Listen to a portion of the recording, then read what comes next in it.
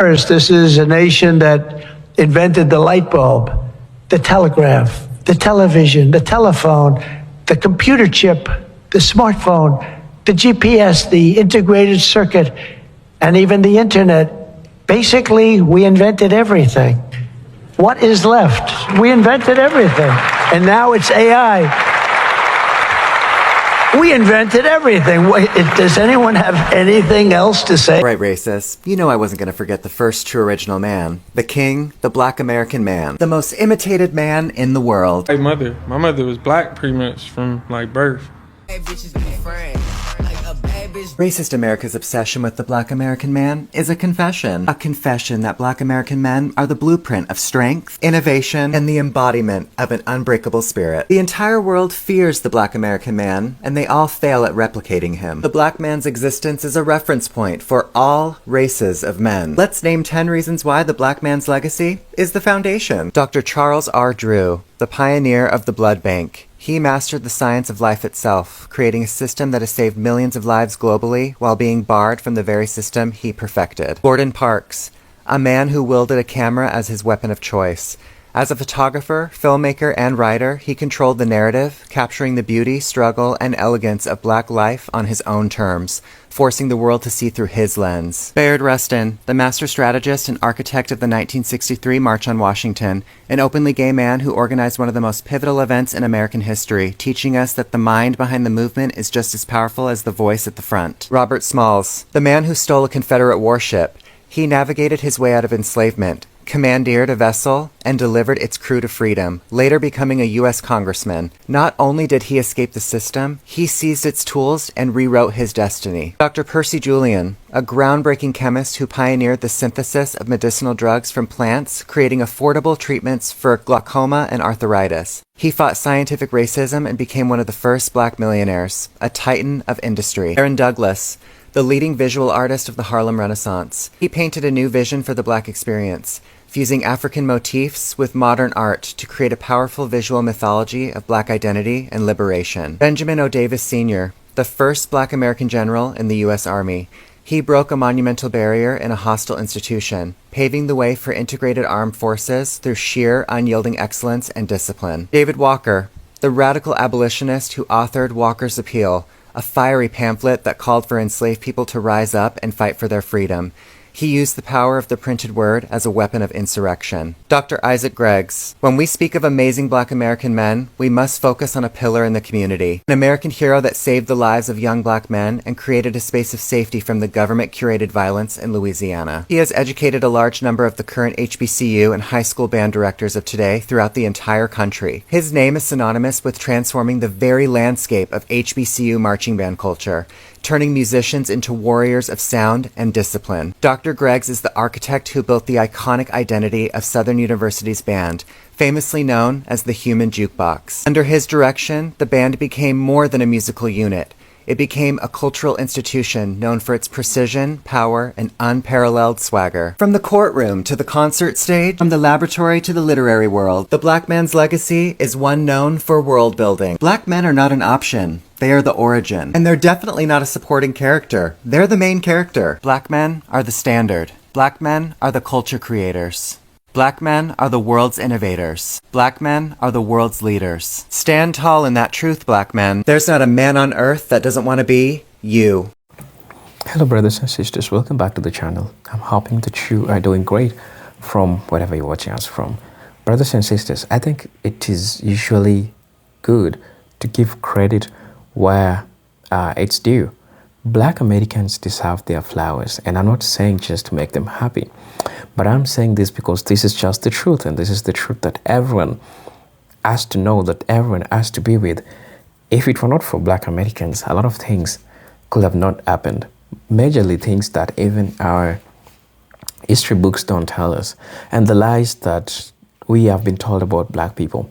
But what if I told you that there's so many things that Black Americans have done that have changed the world, that have changed how people see the world? And this is the black inventions, what black people did that made the world be what it is today. Remember, there's so many Black American inventions that are running the world, from science, from literature, from tech, and all these things that we interact with on a daily basis. Remember, it is the work of Black American, it is the work of Black person that has made this possible. So I think it is respectful and it is due that we give Black Americans their flowers because they deserve it. Brothers and sisters, I'm gonna let you watch the video and then I'll be back. We'll discuss this issue because Black people deserve this recognition. So brothers and sisters, buckle up for this video. I'll be back and then I'll be sharing my thoughts in regards to this. I'm your host and presenter, Generic Stories, but until then, let's watch the video. I'll be back. Now we do it right. David Crosthwaite Jr. was a Black American inventor, mechanical, and electrical engineer who pioneered and revolutionized the HVAC system. He holds over 100 patents worldwide and created the heating system for Radio City Music Hall and Rockefeller Center in New York City. Crosthwaite was born in Nashville, Tennessee in 1898 and grew up in Kansas City. His father was a chemistry and biology teacher and became the principal of the city's first Black high school. David Jr. received a full academic scholarship to Purdue University, where he earned multiple degrees in engineering. He began working as a research engineer in 1925 and became the director of research laboratories of the C.A. Dunham Company in 1930. While his most well-known projects are the high-profile ones in New York, Crosthwaite's inventions and innovations have been groundbreaking in many of the things that we use on a daily basis. Aside from heating, cooling, and ventilation, his contributions span from refrigeration, auto turn signals, vacuums, thermostats, water cooling and heating. I'm sure I'm missing some. He's also a published author. Crosthwaite retired in 1971, which is the same year he became the first African American to be elected into the American Society of Heating, Refrigerating, and Air Conditioning Engineers. He continued teaching courses at Purdue University, earned an honorary doctorate in 1975, and passed away in February of 1976. As someone who was born, raised, and still lives in Texas, I'd like to personally thank this man for his contributions to preventing my heat stroke. And, you know, all the other things too. One thing I'm happy about this administration showing is showing white people how Black people have been felt. Y'all were saying we were conspiracy theorists. Y'all were saying we were victims. We always want to be victims when we were telling y'all our history, right? And now y'all going through all these rabbit holes and y'all actually looking at the legislation like, wow, why can't we progress as a country? And then you're seeing that every single piece of legislation that's held us back from progressing in technology or education is literally because of racism and misogyny. It's literally because they don't want their women out here mingling with minority men. It's literally because they don't want their kids going to college and getting quote unquote woke. It's literally because they don't want to be in a workplace with us. They don't want to be in our presence. Y'all are seeing this now, right? The reason that we don't have universal health care, racism. Every single piece. China has been, the past 30 years have been flying past us in technology. We could have been on this, but we haven't because of racism and the lack of education. And they're attacking intellectualism because they think it's making people woke. From a young age, little black boys are told, 5 years old, hey, I know you're a little boy, but these people are going to look at you as a man now. You have to learn how to respect authority. By 10 years old, we're told that slavery didn't end because of any type of moral compass that these people had. It ended because of an economic standpoint that some people in the North were saying that we were going to have our downfall. During Reconstruction, we could have kept progressing, but the racism in our country is stronger than our progression. It's always held us back. We could have had FDR literally reconstructing our whole country, but no, the racists would not allow it. Not for too long. I mean, we got Barack Obama as president when I was in the 8th grade. By the time 2012 came, the Republicans were funding Turning Point USA because they said they got the youth. We need to indoctrinate the youth. These people are becoming too woke at these college campuses. And we need to indoctrinate the youth. Turning Point USA, $12 million behind it. Billionaires. Billionaires are funding legislation to have us move backwards in a country just because they don't want the progression of minorities. They don't want the progression of women. And we keep on telling y'all this. Every single piece of legislation that's holding us back is because of racism. And now y'all are finally going down these little rabbit holes. You're having your little woke up moment and you're going down this history lessons and you're saying, wow, this is crazy. We've been told this our whole life. We've been told that every single piece from the state level all the way up, from the county level, from redlining. We're talking about economics. We're talking about loans. We're talking about just owning homes. We're talking about getting educated on the stock market. Everything that we could be educated on more, we're held back because of racism and misogyny. They hate women and they hate minorities. I'm talking about just the basic civil liberties that people just are asking to have. Y'all are now seeing that, hey, wow, this was never about the price of eggs, huh? Yeah. This was never about conservative values. This was never about the Bible. This was never about loving thy neighbor. This was about hate from the jump.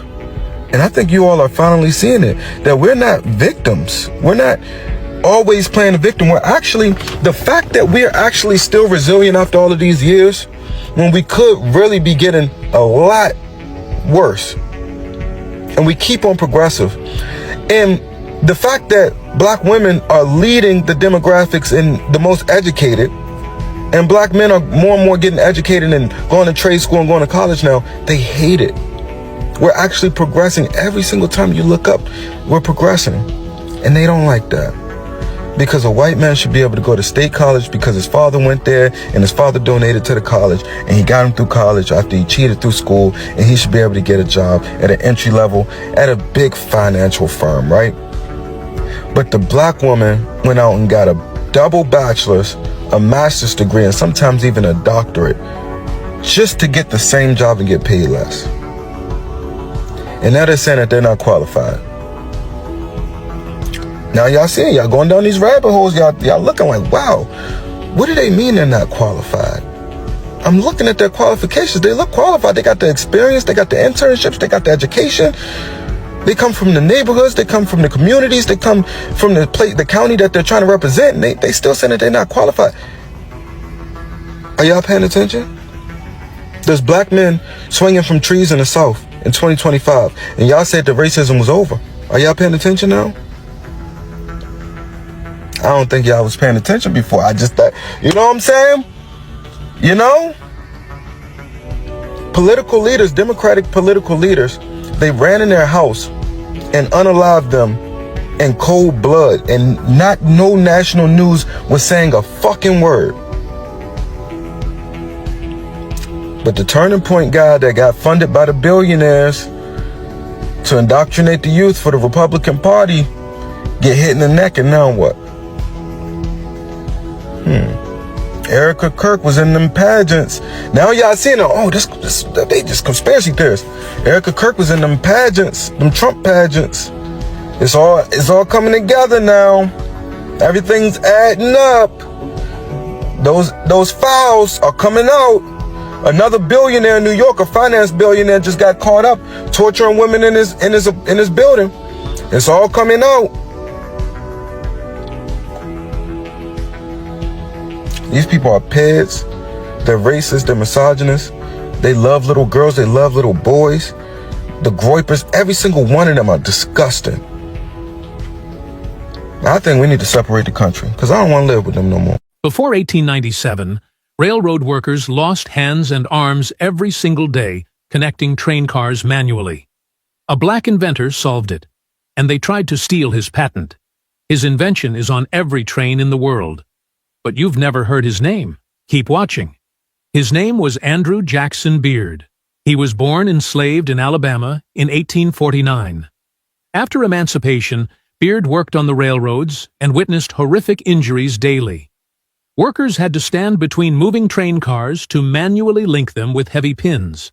Thousands lost fingers, hands, and arms. Many died. In 1897, Beard invented the automatic railroad coupler, a device that allowed train cars to connect automatically without human hands between them. It revolutionized rail safety. Injuries dropped by over 90%. The railroad industry tried to steal his design. White manufacturers copied it and filed competing patents. Beard fought back and won. He sold his patent for $50,000, about $1.8 million today. But the railroad companies made billions. His invention is still used on every freight train in America and around the world. Andrew Beard saved thousands of lives. And most people have never heard his name. If a formerly enslaved black man invented the device on every train in the world, and you just learned his name, comment train.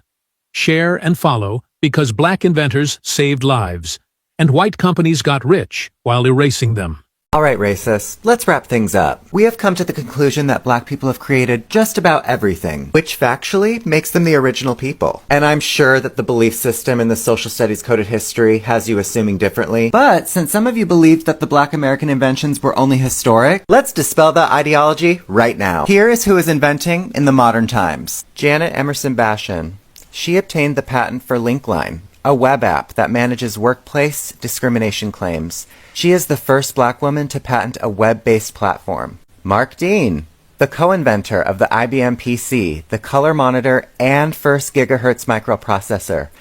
Every single desktop computer runs on his code. Dr. Hadiah Nicole Green, a physicist, invented laser-activated nanoparticles that target and kill cancer cells without chemo side effects.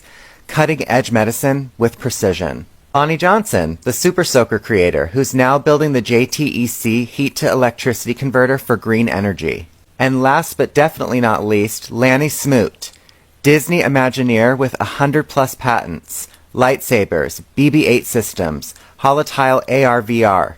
The future theme parks run on his tech. And some racists laugh and gawk at the idea of a shorter list. But that's just it. We could have an extensive modern list. If racist America would remove its allergy for peace, prosperity, and life, imagine how amazing our lives would be if we would just get out of the way and allow the natural creators to just thrive. Modern black brilliance isn't waiting for permission. They're coding, cooling, giving, loving, nurturing, providing, struggling, hurting, fighting, entertaining, healing, and innovating right now. Hell, you are still following the path that black Americans lead to this day. Black American indigenous names don't belong in the footnotes, especially when they are always the subject and the body of the work. If you're really committed to being a racist in this country, you can't unsee what I'm about to show you. You might want to start checking Amazons for blankets, because this gas furnace behind me, you don't get to have one of those either, because that was invented by a black woman named Alice Parker around 1920. She received a patent on it. Yeah, that's how we stay warm today. I mean, if you love potato chips, they gotta go, because a man named George Crumb, a chef in New York, had sent French fries out with a meal and a customer complained. So what did Mr. Crumb do? He sliced potatoes so thin, fried them up, dumped a bunch of salt on them, and sent them out. And that is the American delight of potato chips. They gotta go. Here in the bathroom, Lotta Newman patented the first hairbrush with synthetic bristles in 1898, and she's just the third black American woman to ever receive a patent. Now, I know this isn't going to affect those skinheads very much. In 1892, George Sampson of Dayton, Ohio, received patent number 476,416 for what is the forerunner of the modern dryer we use today. It's going to suck drying your clothes outside. In the late 1880s, Samuel Scotron of Pennsylvania patented the curtain rod.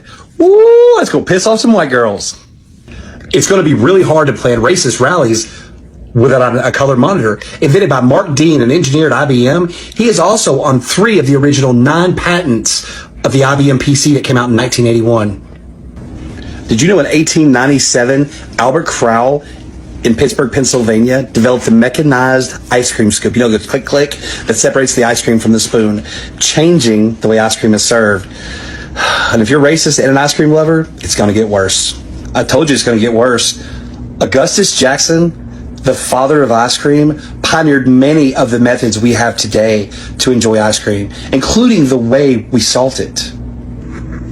Another thing about being a racist, you're going to have to give up the freezer and frozen foods, because Frederick McKinley Jones of Ohio, who was orphaned at 9 years old with a 6th grade education, a young biracial boy, grew up to invent Thermo King, which is the reason why we have frozen foods that are shipped and stored in stores and our homes.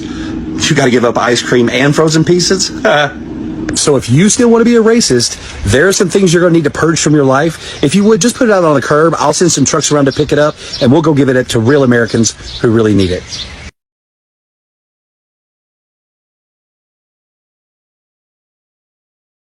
we follow basketball players, actors, drug addicts. We follow the worst of the worst when it comes to black people. So I need y'all to go follow Terron Brown.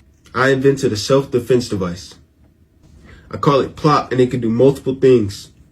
This part right here acts as a flashlight that shines in dark places like alleys, streets, and anywhere without light. This right here is an infrared transceiver that can control things that focus on infrared waves like drones, garage doors, and remote controllers. This blue button on the back sends sound back home, signaling home for danger whenever it's pressed.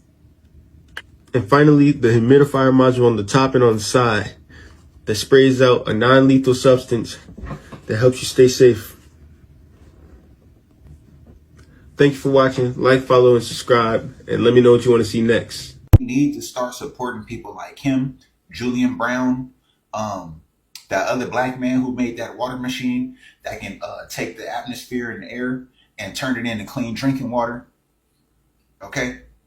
I believe his name is Moses West. Okay, that's his name, right? Moses West, Julian Brown, and now Terron Brown. We need to focus on celebrating black people like that, okay? We have enough actors, basketball players, rappers.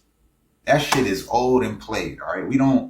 We had enough, okay? Let's celebrate these young inventors, okay? The newest one we have that I came across is Terron Brown, okay?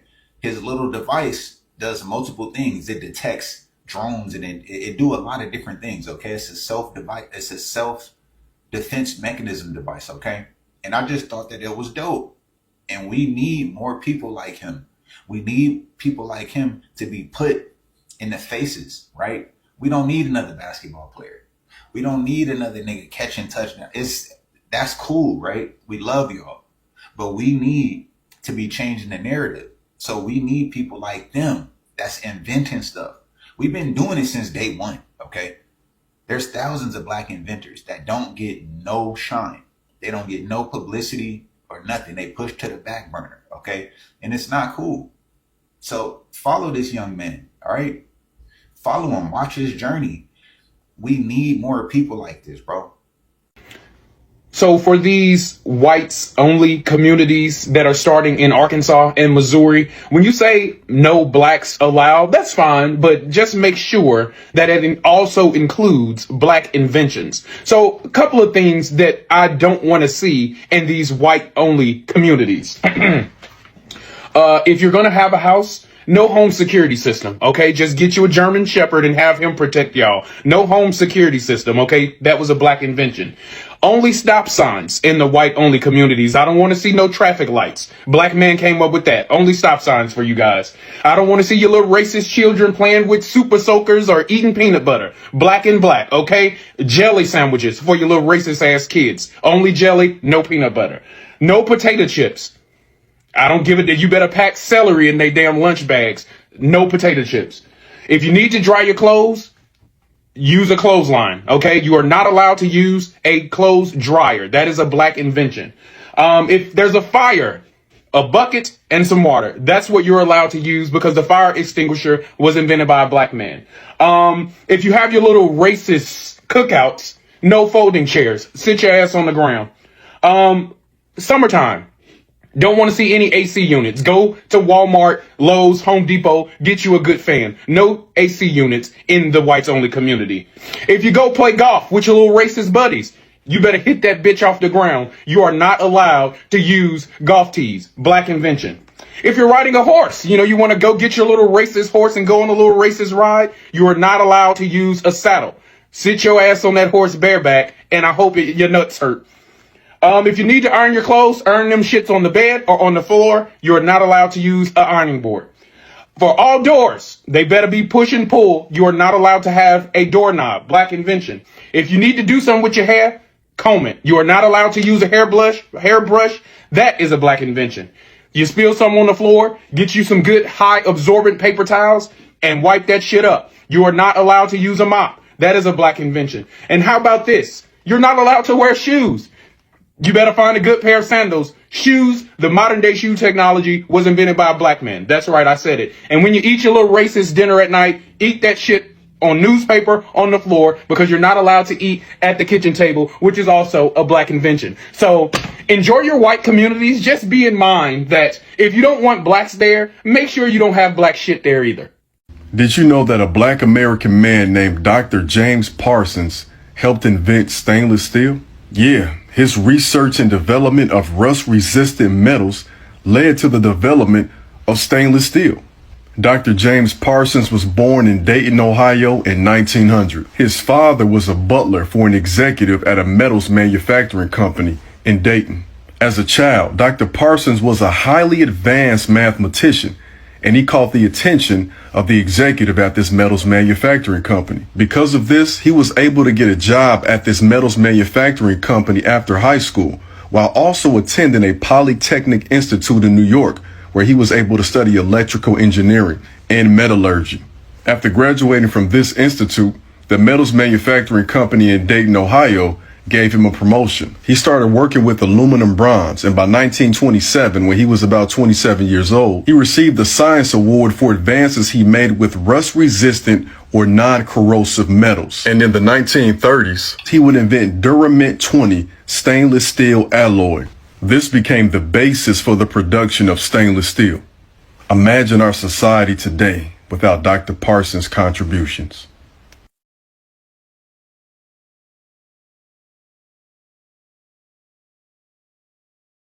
GPS is a black woman.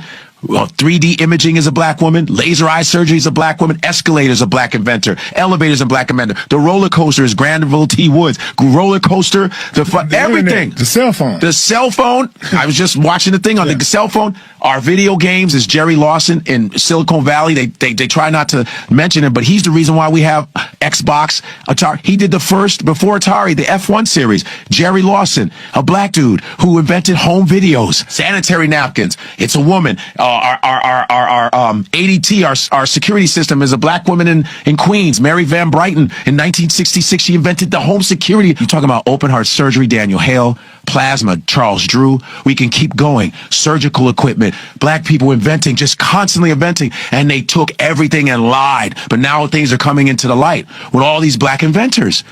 And black people are still thriving. Black women have the highest degrees in America.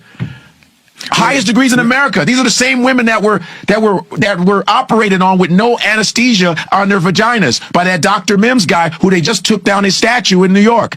These are black slave girls raped, but they're number one in academics. Black people invented hockey in 1895 in Nova Scotia, 22 years before the NHL. There's a book called Black Ice. You can see it. The atrocities that African Americans have been through, I'm surprised we are this peaceful. They used to make black people laugh in barrels in certain towns because they were too loud. So they go, you got to laugh in the barrel. Everybody around the world copies African Americans and then yet disrespects them to the fucking highest. And it's annoying. And enough of that shit. Basically, we invented everything.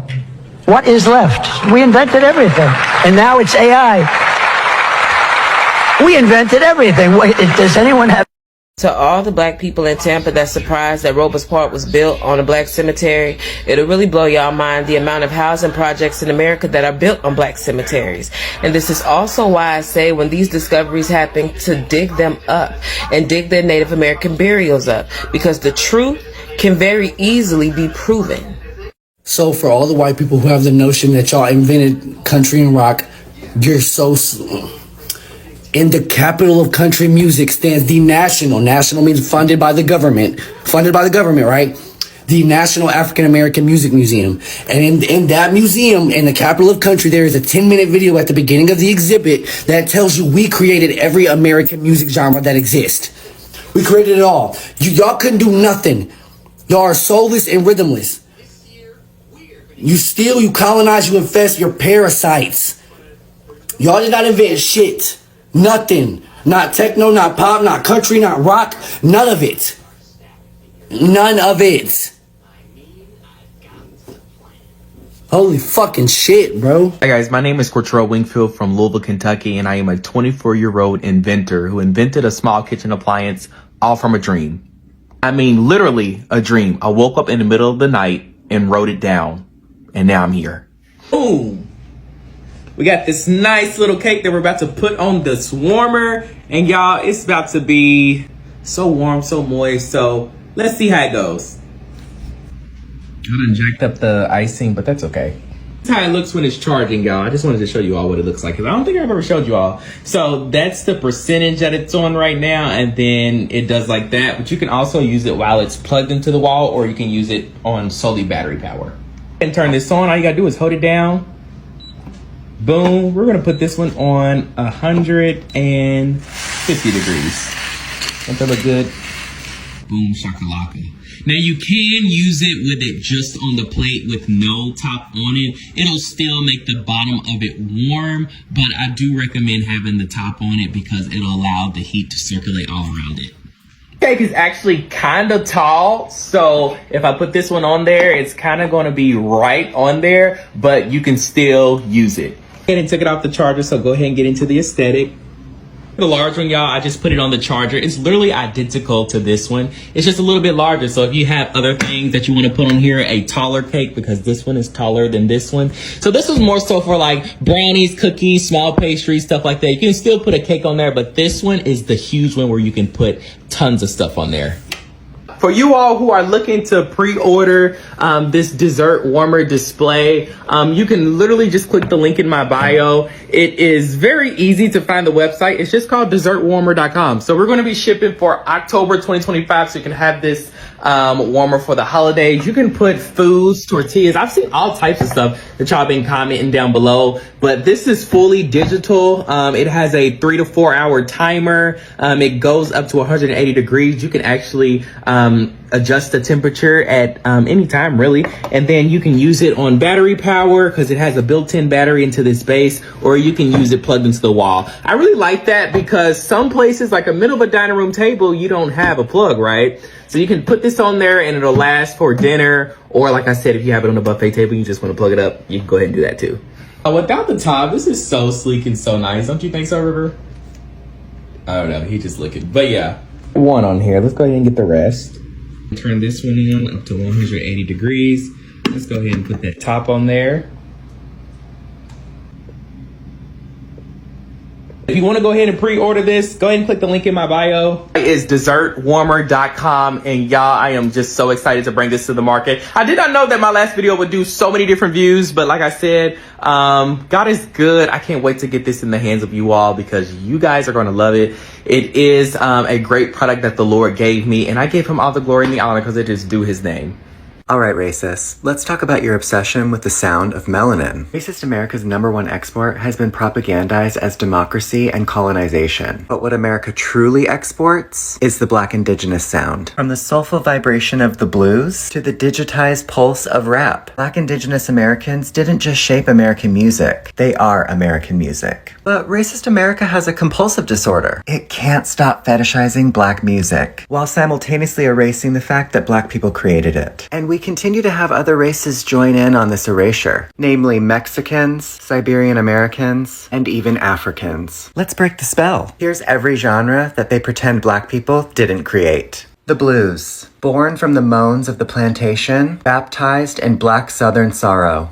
Jazz, syncopated rebellion from Congo Square to Harlem Lofts. Rock and roll, Little Richard's falsetto, Chuck Berry's riffs, stolen by Elvis, diluted by white cover bands, and later rebranded with a spin-off known as pop music. Gospel music, holy fire forged under church ceilings, built by the strongest voices in Baptist choirs. R&B/soul, smooth Black agony turned into mainstream romantic music of substance and spiritual grounding.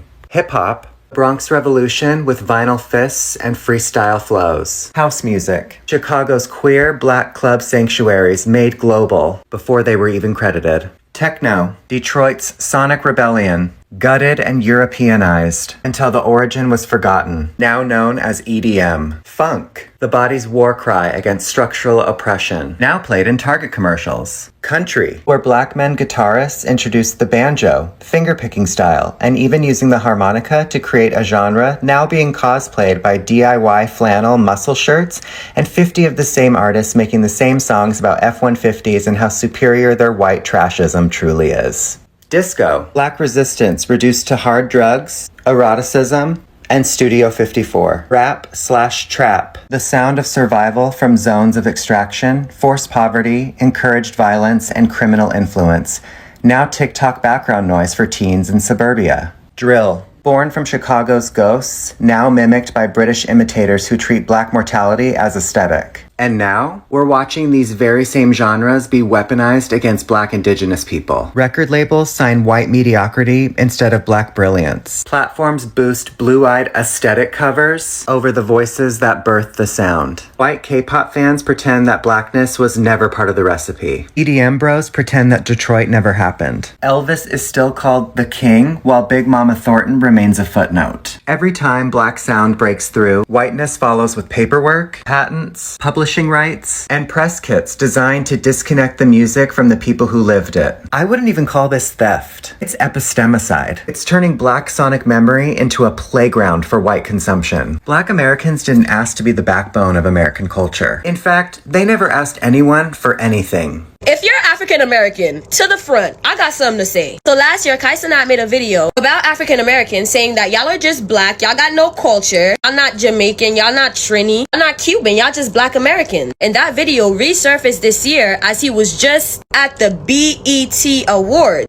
Black Entertainment Television. Right now, a lot of African Americans are upset by that, and here's what I have to say as a Haitian girl. I was born and raised in Haiti. I moved here when I was 11. I remember from my earliest days wanting to be an American girly. No, it wasn't the whites. It was definitely the black. When I finally moved to America at 11, I was just like a kid in a candy store. One thing I noticed in school, the school that I went to in Georgia, all the African American kids were so cool. Not only were they so cool, but they weren't to be fucked with. I owe a large amount of the confidence to stand up for myself from African Americans. The African Americans didn't let nobody bully them, do you understand? And they gave me the cojones to stand up for myself. Not only that, but I also thought that the way that they dressed, the way that they did their hair was just so different and so beautiful. I wanted to do my hair like that. Hold on. I wanted to dress like an African American too, because let's not act like it's not a thing. It is. And when I learned English, I discovered AAVE from standard English, which that's another video for another day. Because I learned standard English and then I got thrown in the hood and people were saying things like finna. I'm like, what the fuck, finna? But it was instant for me. I sound stupid as fuck talking in AAVE. But the people who do it, y'all just made English sound sexy. I don't give a fuck about none of that shit. I'm finna go to the store. I'm not American, so my AAVE don't AAVE. I can literally stand there and listen to a black American talk all day, especially when they're going off. I don't give a fuck about shit. Like, yes, sis, you tell them. Put belt to ass. And then rhythm and fucking blues. Come on now. And I am so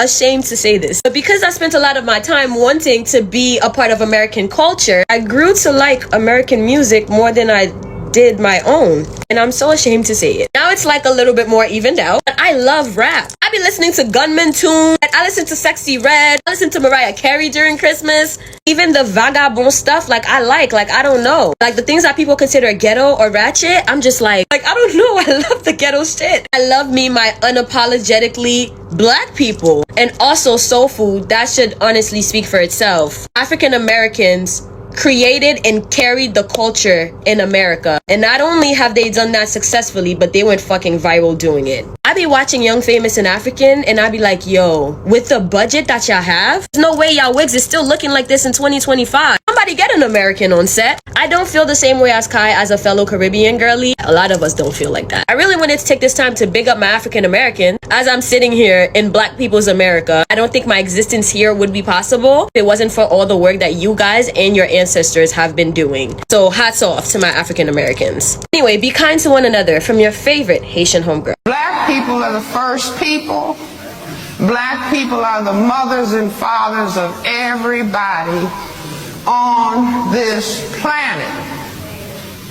The first people to know about God.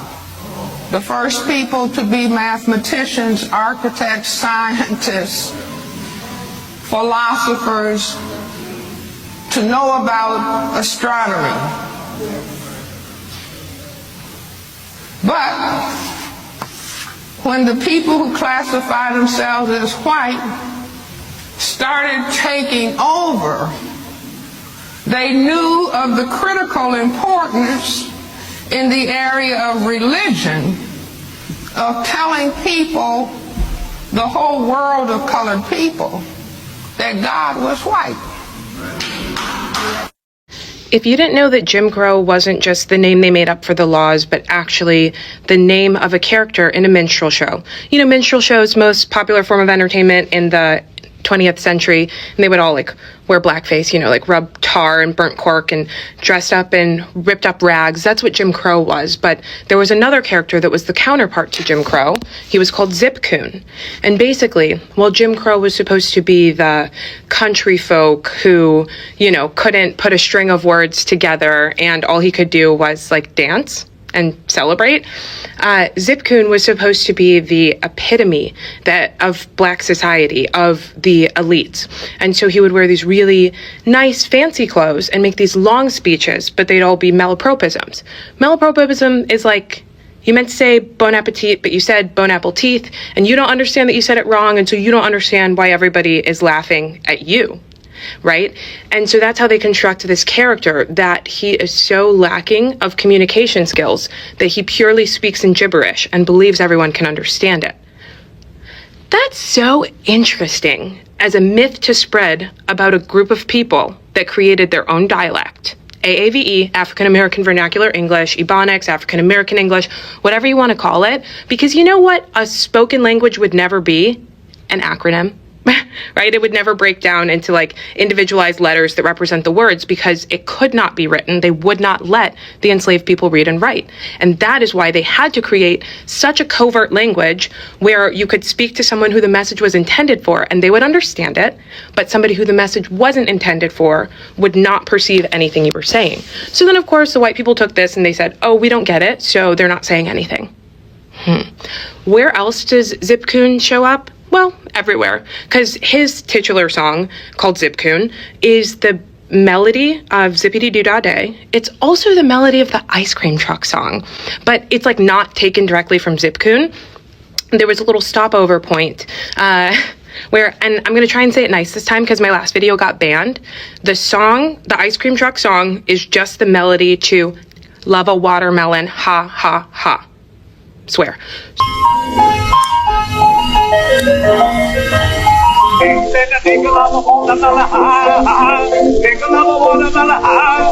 So basically they take like this Zip Coon melody and they add all these racist words on top of it. Lyrics, that's what they're called. And so it might be like, not it might be, it is, hey, come get your ice cream. That's right, black man's ice cream, watermelon. So what was that song about? Why watermelon, right? Where did it start that they think black people love watermelon so much? Well, it was this thing called coon cards. It was these like postcards that people would collect with these super racist depictions of black people, depictions that were really just a representation of the minstrel characters with their overdrawn red lips and their burnt cork skin tone, with this wild hair so they could be beasts, right? So that everything, all the image that they were creating lined up with the message they wanted people to believe. And so one of the myths that came from minstrelsy is that black people will drop anything to eat and drop anything to dance. It critically ignores the reality that enslaved people were whipped, starved, beaten to the bone. So of course you would stop too if you could eat because they barely let you. You might dance and celebrate when you had a moment because they worked you like a dog. It also fails to account for the fact that this frivolous dancing was actually a way to spread messages, right? Like patting Jumba, the rhythmic motions that you make to make sounds on your body, syncopated sounds. They started doing that after the enslavers made it illegal to play drums because they could send intertribal communication through drum playing. And when they took all those tribes and different colonies and civilizations and put them all here and said, you're Christian now, speak English now, they relied on their nonverbal methods of communication. So what better way to neutralize the threat than to say that it's nonsense? They're just dancing to dance. They're not saying anything. They don't mean anything. They're just talking to make noise. They don't know what words are. They can't communicate. So interesting. So then how come it's like still the ice cream truck song? Well, this was like early 20th century when ice cream trucks were basically invented because ice cream producers realized they could get more product to the people if they wheeled it around in refrigerated trucks. And those trucks had radios. Radio was big. It was new. It was all white because the radio stations had to have standards, and colored music didn't fit that standard. I'm all over the place, y'all, but sorry, I'm just trying to info dump on you so I can get back to studying for the bar. The reason, what is colored music would be the next question, right? Anything a black person makes? So we already know black people invented country music, right? If we didn't know before, Beyonce told us. They also invented tap dancing. So you'll notice in her shows, she has like tap dancers and just a lot of touch points back to the original history of what country music really was.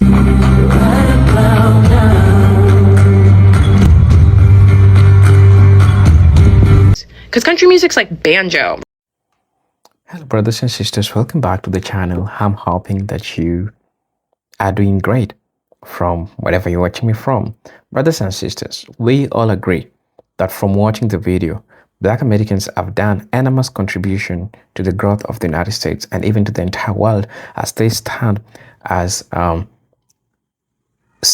they set the pace of different industries.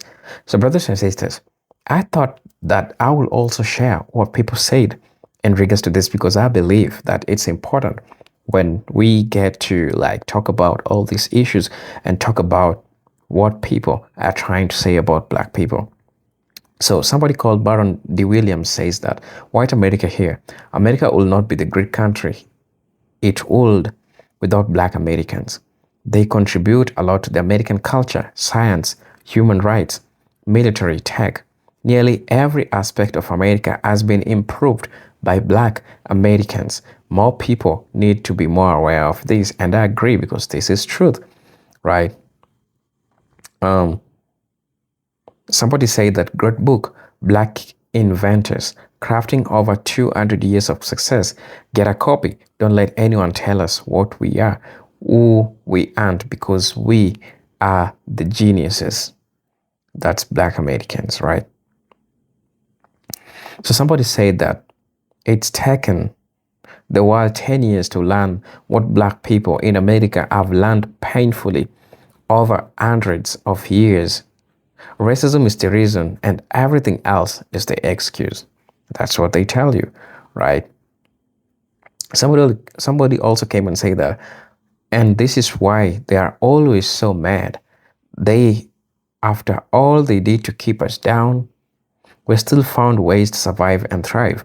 As a black American, I don't care how any other culture feels about us, because I know my history and I'm proud of it.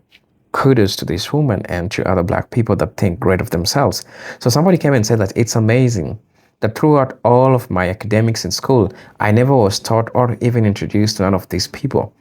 Thank you for this valuable knowledge, and now I can teach my children and the grandchildren, because that's the truth. And I remember I said, these inventions, you can never find them on your textbook, because that's what they don't want you to have. They always want you to have the part of their narratives. They always want you to have the part of the truth, and that's not the entire truth, because everyone deserves to know the truth. Somebody says that words cannot express the gratitude and the magnitude of your respect for black Americans and our contributions to the USA and the entire world scope. Your research of this topic is top tier and a great example of an unbiased and informative representation of people that are greatly forsaken by many. So I think it's important that we understand that part of history. So somebody came and said that Augustus Jackson, that's April 16, 1808, January 11, close to April 16, 1808 to January 11, 1852, was a business person. That's chef, ice cream maker, a confectioner from Philadelphia, Pennsylvania. He is credited as inventing a modern method of manufacturing ice cream for flavor development. He is nicknamed the father of ice cream, despite not inventing ice cream. Jackson served for 20 years as a chef of ice cream, despite not inventing the ice cream. So Jackson served for 20 years as a chef at the White House in Washington, D.C., before opening his own catering and confection business, right? So I really hope that makes sense. Somebody came and said that the watermelon stereotype comes from the fact that after slavery ended, due to their experience with the crop and the quick harvest time, the newly freed Black Americans, aka the freedmen, grew and sold watermelon. They saw it as their source of income, freedom, and independence, which a certain demographic didn't like. So they made a mockery till Black Americans were too embarrassed to continue selling or something even being associated with watermelon, right? So that's how it all happened.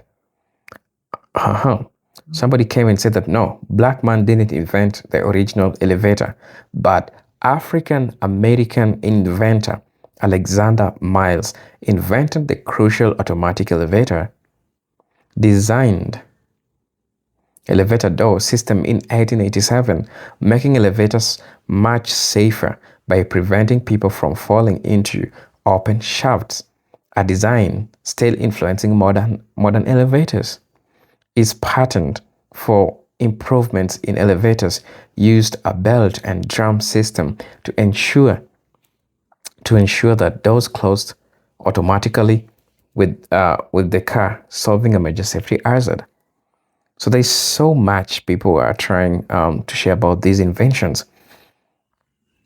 I don't want to say much, but there's this one last comment that I'm going to be reading, and I think it's important for me to talk about it.